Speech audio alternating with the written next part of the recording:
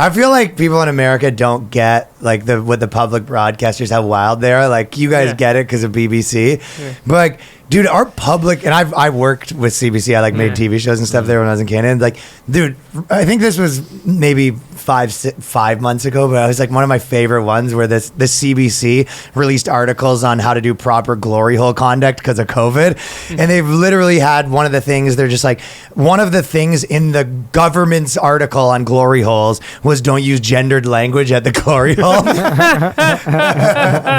It's like my favorite thing. I mean, if you ever use glory hole, you know not to do that anyways. Of course, you know what I mean? Yeah, you don't know who's on the other side of that. Sir or ma'am. Or gender neutral. Yeah. Or it could you be just either, don't use any gendered language. You just don't use any. Just suck the non-binary penis. Exactly, correct. What's the trans sports stuff in Britain? Is it like is that as much of an issue, or is that sort of? Yeah, it's a big issue. Are they winning? They're fucking cleaning up over here. It's almost like they have an advantage, right? Are they actually like? Is there in colleges and stuff where there's transgender? Well, we don't have college sports system like you guys, so it's much less of an issue at that level. But we do have them in the elite sports. Oh, really? It's a situation. Yeah, in cycling, I think there's a transgender. Oh yeah, I remember. Emily Bridges. And obviously, people call Britain like Turf Island because there's a lot of gender critical feminists in the UK who are pushing back against old school ones. Yeah. A lot of very angry women, man. Yeah. They're fucking lots of angry lesbians. That is sort of okay though if you have like really like angry feminists and it's pointed at not you. We're on their side. This is great. Yeah. Well, as comedians, we would naturally be pissing feminists off usually quite a lot, whereas now they're like on board for a while. But that will end. I feel like that's not really that much here. Yeah. Not that much here, no. Is that not the case here? No, I don't think so. No, I don't see. You see one like that's the J.K. Rowling, people like that. It's like, no, they're you might as well like, I don't know, go up and say, you kind of Hitler had some good ideas. Like it's not. It's like it feels like something you couldn't do that and then go be like a Hollywood movie star, for example. Right, like that's things you can't say. No, in the UK, you'll get punished for it for saying sure. J.K. Rowling's like for sure. Well, we had a guy on the show who's a friend of ours. He runs the oldest family-owned Italian in London, Italian restaurant. Okay. And he did a fundraiser for Ukraine with J.K. Rowling. Nothing to do with transgender issues, just a fundraiser for Ukrainian orphans. That's what he did. And then the next day, she tweeted about it, saying, I was really pleased to help raise this money.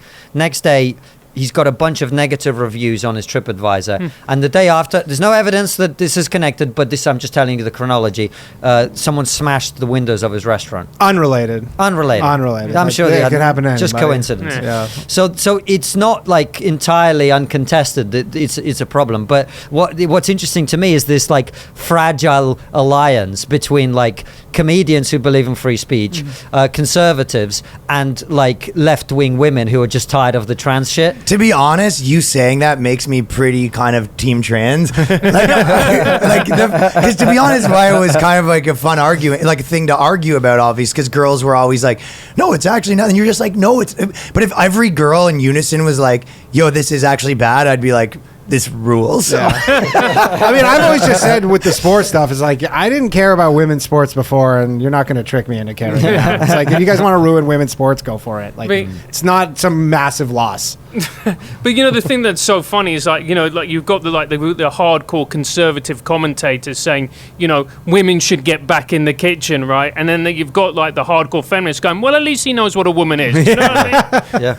We have That's so funny. The prison stuff where they're like, oh man, we've got women impregnating. They had that. There was in New Jersey. One guy just got a couple girls knocked up. Yeah. He's a woman. Yeah. A woman knocked up a couple women. Right. You fucking bigot. Yeah. And but it's and then they like had to move, and they don't know what to do because it's such a new playbook. They're just kind of going along with the going with the wind, if you will. Well, I always thought there's a simple solution, which is if you got a dick, you don't belong in a women's prison. I mean, I know it's controversial, but I mean, Would be the move, though. Yeah, I kind obviously. of. It's not been tested, but I Yeah. do think it's a good theory at least. Yeah. It does come up with brilliant headlines like "Woman ejaculates into wheelie bin." Yeah, we've had that. Yeah. It's incredible. Man. That's a real story. I'm not making Yeah, that and up. like when they throw the semen at the guards and stuff like that. Yeah. So it's like this dude in a dress just jacked off into a wheelie bin, and the next day it was woman ejaculates into wheelie bin. This is the New Clips channel. Hit us with a subscribe. Let's get those numbers up. Thank you. Peace.